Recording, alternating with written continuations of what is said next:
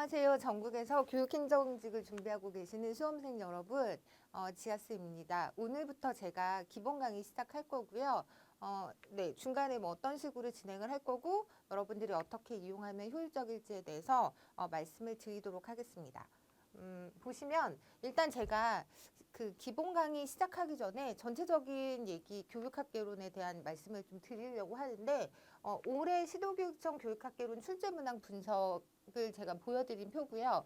이거는 그 총평에서도 제가 말씀을 드렸는데 올해 2023년도 시험의 전체적인 그 경향이 지금 보시는 것처럼 빨간색으로 표시된 부분이 기출문제에서 나오지 않은 문항들이거든요. 그래서 보시면 총 9문항 정도가 기출문제에서 나오지 않았던 문제였고 거기다가 시도교육청 문제 같은 경우는 난이도 자체도 되게 높았기 때문에 여러분들께서 문제 푸는데 굉장히 어려웠을 수 있는 그런 형태로 출제가 됐었고요. 다음 표는 국가직 교육학개론 출제 문항을 제가 보여드린 건데 국가직 같은 경우도 역시 빨간색으로 표시된 12문항 정도가 기출문제에서 찾아볼 수 없는 문제들이었는데 다만 이때는 그래도 본 적이 없는 문제였지만 여러분들이 쉽게 풀 수 있었을 문제들이 좀 많이 나와서 난이도 자체는 그렇게 높지 않았었던 문제 였었거든요. 근데 어쨌든 2003년도에 그 국가직 지방직 문제를 통해서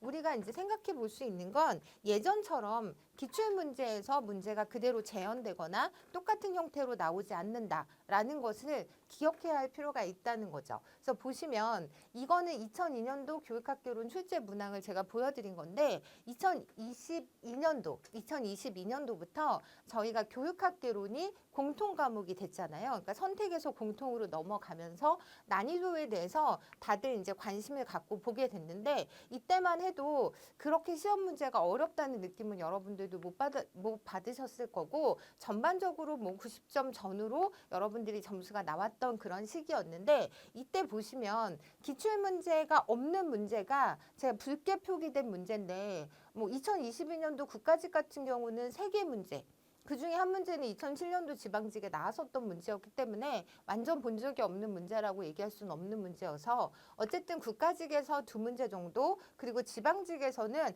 교육의 중립성을 물어보는 문제를 제외하고는 거의 다 출제가 됐었던 문제들이었기 때문에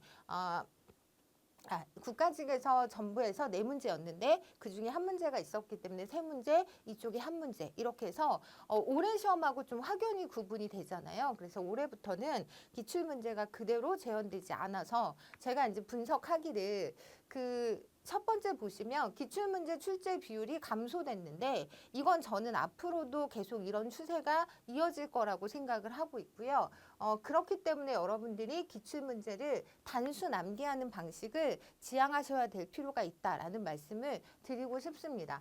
물론 기출문제에서 문제가 나올 수도 있죠. 이제 그랬을 때도 역시 단순하게 기출문제를 외우는 것만으로는 효과적으로 나중에 기출문제 외에서 출제가 됐을 때 여러분들이 좀 대응하기 어렵다는 점에서도 기출문제 출제 비율이 감소했던 올해를 염두에 두시고 내년 준비를 하실 때는 기출문제를 단순 암기하는 그동안의 학습 방법을 바꿔야 되는 그런 시점이다라고 말씀을 드리고 싶고요. 두 번째는 공통 과목에 비해서 교육학개론 난이도가 굉장히 높아졌죠. 특히 시도교육청 시험은 거의 시험 보고 나서 수험생 여러분들께서 굉장히 어려웠었다 이런 얘기 되게 많이 해주셨는데 근데 사실 문제를 들여다보면 과연 이 문제가 정말로 어려웠는지는 좀 우리가 생각해 봐야 될 부분들이 있었다라고 제가 시도교육청 그 문제 해설 드리면서 중간중간에 좀 말씀을 드렸었거든요. 그래서 제가 생각하기에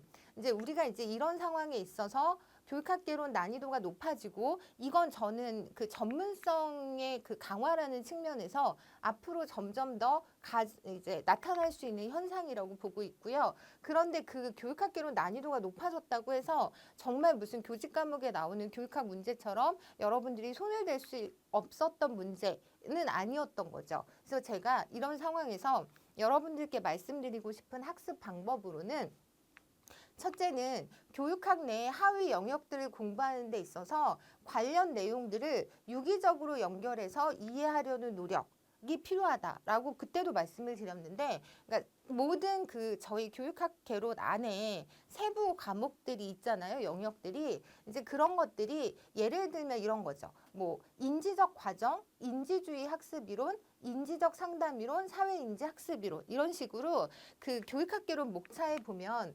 인지라는 말 가지고도 그 영역별로 뭐 교육 과정이라든가 학습 이론이라든가 뭐 상담 쪽 이런 쪽에서 계속 반복적으로 나오고 있는 부분들이 있는데, 이것들이 정확히 인지가 어떤 개념을 가리키는 건지를 여러분들이 알고 계셨다면 이런 전체적으로 관련 내용이 나왔을 때 당황하지 않고 본 적이 없는 문제라도 여러분들이 접근할 수 있을 거라고 전 생각을 하고요. 그런 의미에서 이제 유기적으로 연결해서 이해하려는 노력이 필요하다라고 말씀을 드리는 거고, 두 번째는 전반적인 얼개와 핵심적인 키워드를 중심으로 하는 효율적인 학습이 필요하다고 생각을 합니다. 그러니까 이건 무슨 얘기냐면 그 전체적인 그 교육학 개론의 체계도가 있잖아요. 그러니까 제가 맨날 목차를 강조드리고 목차가 여러분들에게 있어서 로드맵 역할을 해야 된다라고 말씀을 드리는데, 요거는 뒤로 가서 제가 다시 한번 보여드리고 설명을 해드릴게요. 그리고 전반적인 얼개가 여러분들이 교육학 체계도가 머릿속에 들어 있어야 하고요.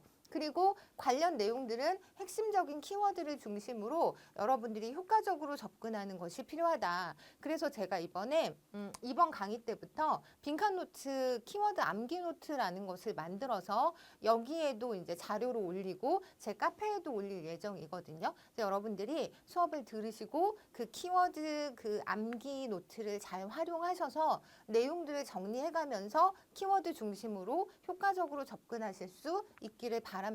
그리고 이제 둘째는 다양한 영역에서 새로운 문제들이 출제되고 있기 때문에 단순한 암기보다는 이해가 선행된 상태에서 교육학적인 베이스를 갖추는 것이 중요하다. 이게 참 쉬우면서 어떻게 보면 되게 어려울 수 있는 얘기인데, 제가 말하는 이제 교육학적 베이스라고 하는 게 전체적인 세부 영역들을 유기적으로 연결시켜서 그러니까 유기적으로 연결시켜서 이해하는 것과 관련된 내용이거든요. 그러니까 각각을 강론들을 그 자체로 암기하시는 게 아니라 전체적인 맥락 안에서 여러분들이 이해하실 수 있어야 한다. 근데 이거는 사실 여러분들이 혼자서 공부하기는 좀 어려우실 것 같고요. 저랑 같이 공부하시면서 제가 이 베이스를 좀 만들어 드리는 것에 좀 저도 되게 많이 노력을 할 거고요. 그리고 이렇게 베이스가 좀 잡혀 있으면 기본 강의 듣고 그 다음에 이제 심화가 아닌 요약 강의로 넘어갔을 때 훨씬 더 효율적으로 여러분들이 문제에 접근하실 수 있을 거라고 생각합니다. 그런 마음으로 제가 이제 두 가지 학습 방법을 제시해 드렸고요. 얘를 조금 더 구체적으로 보자면, 올해 시도교육청 문제에서 예를 들어 행동주의 학습 이론과 관련이 없는 것은 이라고 해서 3번 문제로 출제가 됐던 이 문제를 보실 때 여러분들이 전체 그 교육학 체계 그 안에 있는 목차들을 로드맵으로 기억을 하고 계셨다면 행동주의 학습 이론 안에서 고전적 조건 형성, 조작적 조건 형성, 사회인지 학습 이론이라는 것만 알고 있어도 4번이 답이라는 걸 고를 수 있었을 거라는 거죠. 그래서 제가 자꾸 교육학적인 체계, 얼개 뭐 이런 것들이 필요하다라고 얘기하는 게 이런 부분 때문에 말씀을 드리는 거고요. 그리고 이제 4번 문제 역시 학문 중심 교육과정에 대한 설명을 옳지 않은 것은 이라고 물어보고 있는데, 여러분들이 목차에 있는 그 제 교재에 있는 그 교육과정 안에서 이 부분을 좀 확대해서 보면 교육과정의 교과중심 교육과정, 경험중심, 학문중심, 인간중심, 교육과정의 재개념화 운동 이렇게 5가지가 들어가 있고, 문제에서는 지금 학문중심 교육과정에 대해서 물어보고 있는데 이것 외에 우리가 경험중심 교육과정이 있다는 걸 알고 있다면 여러분들이 경험을 통한이라고 하는 이 부분을 잡아낼 수 있었을 거라고 저는 생각을 하거든요. 그리고 이 문제는 뭐냐면, 그래서 지금까지 그 제가 목차를 보여드린 건 여러분한테 있어서 교육학적인 체계를 잡는 게 얼개도를 갖고 있는 게 되게 중요하다. 그런 것들이 기본서에 나와 있는 목차들로 도움을 받을 수 있는 내용들이다라고 말씀을 드렸고요. 두 번째는 이렇게 20번 문제가 이번에 좀 어려웠잖아요. 근데 보면 처음 나온 문제기도 했고 이 보기 안에서도 여러분들이 고르는데 좀 어려움이 있었을 거라고 생각을 하는데 이 문제 역시 학습의 전의를 물어보고 있는데 여러분들이 보기를 봤을 때 이 특수 전의와 일반 전의를 보고 이 두 가지가 서로 반대되는 개념이구나라는 것을 캐치를 하셨다면, 포착을 하셨다면 적어도 답을 2번 아니면 3번에서 골라주셨을 거라고 생각을 하고요. 그리고 내용을 들여다보면 수학 시간에 사칙 연산을 배워서 특수한 상황에 전이를 시키는 거잖아요. 그렇기 때문에 이건 특수 전이라고 생각을 하심과 동시에 그리고 이 일반 전이는 우리가 일반화라고 얘기할 때 쓰이는 그런 표현이기 때문에 특수 전이의 반대 개념이겠구나라고 충분히 추론을 하셔서 문제를 풀 수 있었을 거라고 생각을 하는 거죠.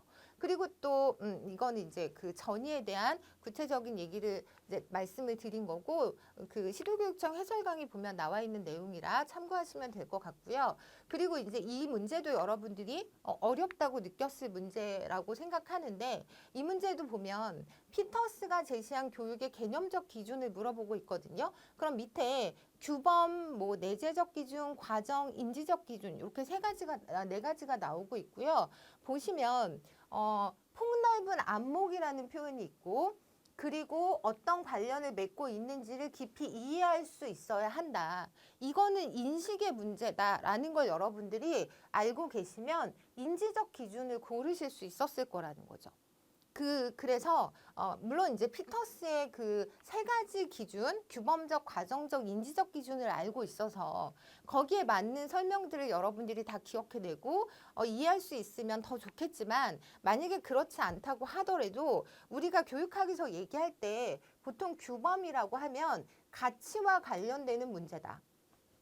라는 부분하고 그리고 우리가 인지적이라고 할 때는 어떤 사실을 이해하는 거, 우리가 인식하는 것과 관련된 문제다라고 생각을 하고 있었다면 이제 제가 그걸 자꾸 교육학적인 베이스라고 말씀을 드리는 건데 이런 것들이 인지적 과정, 뭐 인지적 학습 이론, 그다음에 뭐 인지적 상담을 배울 때 그 자체만을 여러분들이 기억하는 게 아니라 전체적으로 유기적으로 연결이 돼서 여러분들한테 인지적이라는 말이 어떤 의미인지를 알 수 있어야 된다는 얘기를 하고 싶은 거죠, 저는. 그래서 그런 부분을 교육학적인 베이스라고 말씀을 드리는 거고 그거는 사실 여러분들이 혼자 공부하기보다는 저랑 같이 공부하셨을 때 훨씬 더 잘 갖출 수 있는 그런 능력이라고 저는 생각을 합니다.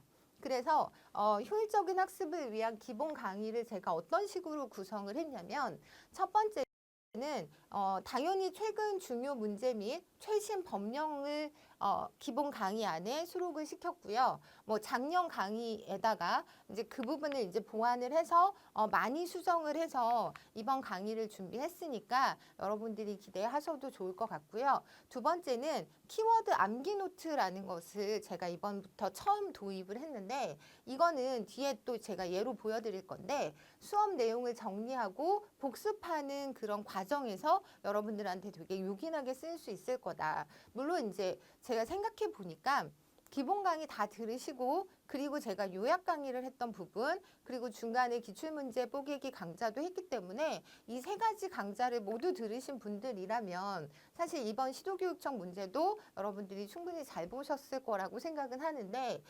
그렇지만 이제 해야 될 것도 많고 다른 과목도 열심히 준비하셔야 되는 여러분들 입장에서 제가 이렇게 키워드 암기 노트를 제공을 하면 그렇게 여러분들이 들어가는 시간을 훨씬 더 단축시킬 수 있을 거라는 생각을 하게 됐고요. 그래서 제가 좀 많이 준비를 하더라도 여러분들이 좀 편하면 좋을 것 같아서 암기 노트 이번부터 제공할 예정이니까 잘 활용하셨으면 좋겠고요. 그리고 세 번째는 뭐냐면 강의를 하면서 저는 물론 이제 빈칸 암기 노트에도 전체적인 체계 잡는 것과 관련된 그 쓰는 난들이 있는데 그것과 함께 저도 계속 여러분들이 전체적인 얼개나 교육학 체계를 잡는 데 있어서 도움이 되도록 강의를 준비할 거고요. 그리고 이후에 기본 강의 다음에 여러분들이 시험 직전에 요약 강의를 또 들으실 거잖아요. 그래서 이 요약 강의를 위한 교육학적인 베이스를 기본 강의 때 마련해야겠다라는 생각을 하고 있고요. 그리고 이제 여러분들은 많은 공부의 양이 중요한 그런 시기를 지나서 이제는 여러분들이 어떻게 공부를 하는지 공부의 질에 대한 고민을 해야 될 때라고 생각을 하거든요. 그래서 많은 시간이 아니더라도 최소한의 시간을 들여서 효과적으로 여러분들이 전체적인 얼개를 잡고 기억을 하고 교육학적인 베이스에서 나오지 않은 문제들도 충분히 추론을 통해서 풀 수 있는 그런 것에 도움이 될 수 있는 강의를 저는 할 거고요. 여러분도 끝까지 저랑 같이 완강하셨으면 좋겠습니다.